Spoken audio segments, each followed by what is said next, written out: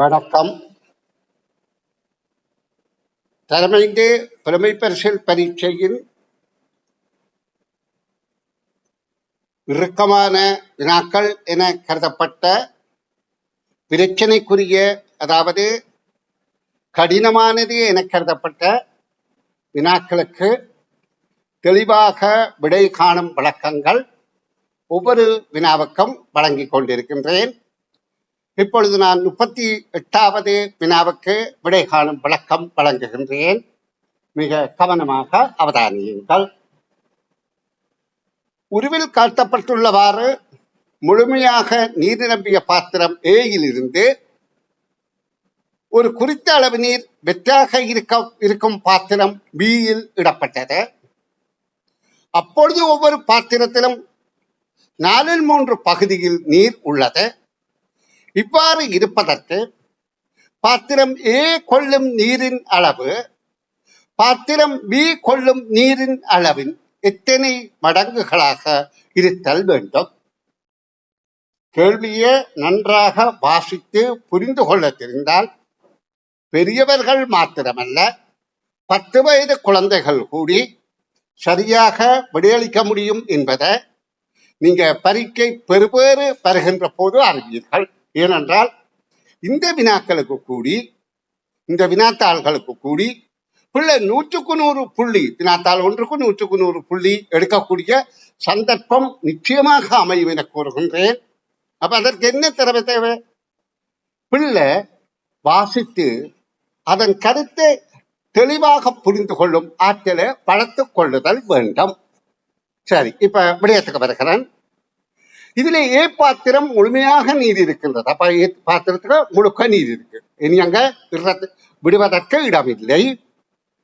இப்போ அதிலே ஒரு குறித்த அளவு நீரை எடுத்து அந்த ஏ பாத்திரத்துல உள்ள முழுக்க இருக்கிற நீரில இருந்து ஒரு குறித்த அளவை எடுத்து பி பாத்திரத்துக்கு இட்ட பின்பு இங்கு என்ன சொல்லப்படுகின்றது? இட்ட பின்பு இரண்டிலும் இருக்கின்ற நீரின் அளவு அந்தந்த பாத்திரத்தின் முக்காலாக இருக்கின்றது.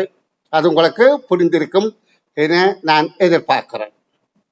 அதாவது பாத்திரத்தில் உள்ள நீர்ல இருந்து ஓரளவு நிதி எடுத்து அதை எவ்வளவு வேண்டிய அளவுகள் சொல்ல, நாங்க அதை புரிந்து கொள்ளணும். பாத்திரத்துல உள்ள நீர்ல இருந்து மேலால ஓரளவு நீரை பி பாத்திரத்துக்கு விட்ட பிறகு ஏபி ரெண்டும் முக்கால் பங்கு நீர் இருக்கின்றது. இனி கேள்விக்கு வருவோம். கேள்வியிலே என்ன கேட்கப்படுகின்றது? இப்ப முக்காலாகி விட்டது. இப்ப கேள்வியிலே என்ன இவ்வாறு இருப்பதற்கு, இப்படி இருப்பதனால பாத்திரம் ஏ கொள்ளும் நீரின் அளவு, இந்த பாத்திரம் முழுமையாக கொள்ளுகின்ற நீரின் அளவு பி பாத்திரம் பி கொள்ளும் நீரின் எத்தனை மடங்காக இருத்தல் வேண்டும்? பி கொள்ளும் நீரின் என்றால் முழுமையாக பி கொள்ளக்கூடிய நீர், முக்கால் பங்கு அல்ல. முக்கால் பங்குண்டா இது 4 மடங்கு என்று தவறாக அப்படியே தந்து விடுவார்கள். பாத்திரம் பி கொள்ளும் நீரின் அளவு என்றால் பாத்திரம் பி முழுமையாக கொள்ளுகின்ற அளவின் எத்தனை மடங்கு என்பதுதான் கேள்வி. அதற்கான விடை 3 மடங்கு. அதற்கான விளக்கம் தருகிறேன், கவனிங்கோ. இப்ப நான் விடைய சொல்லிட்டேன்.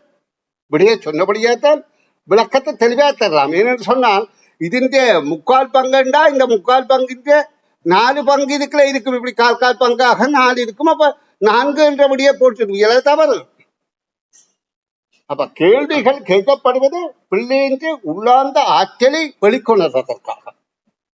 அப்ப நாங்க கேள்விகளை தாற்பயமாக தெளிவாக விளங்கிக் கொள்ள வேண்டும். நிச்சயமாக இந்த விடைகள் எந்த காரணம் ஒன்றும் மாறுபடாது.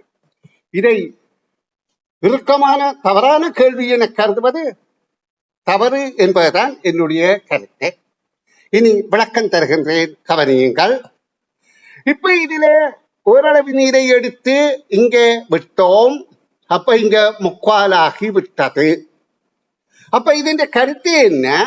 இங்க 4ல் இதுக்கும் இப்ப முக்காலாகி இருக்குன்றுதான் சொல்லப்படுது. அப்ப இங்க 4ல் ஒரு பங்கை எடுத்து, இந்த 4ல் ஒரு பங்கை எடுத்து இங்க விடுகின்ற போது இது முக்காலாக இருக்கின்றது. அப்ப இது முழுவதாக நிரம்பினதுக்கு மடங்குதானே இங்க கேட்கப்படுகின்றது. அப்ப 4 முக்காலுக்கு சமன் என்றால் இப்ப அதிண்ட முக்காலுக்கு இந்த 4 சமன் என்றால் 4 என்கின்ற அரைவாசிக்கு நன்றாக புரிந்து கொள்ளுங்க. 2 4 என்றால் சமன் 2 4 மேல் 6 ஆக இருக்கும்.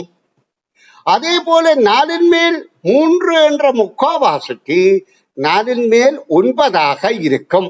இந்த பாத்திரத்தை அந்த பாத்திரம் நாங்க ஒப்பிடுகின்றோம். அப்ப 4 மேல் 4 என்ற அந்த முழு பாத்திர நீரும் கொள்ளுமாக இருந்தால் அது 4 மேல் 12. அப்ப 4 மேல் 12 என்றால் 12 4ஆல வகுக்கும் போது 3 மடங்கு என்பது தெளிவுபட வேண்டும்.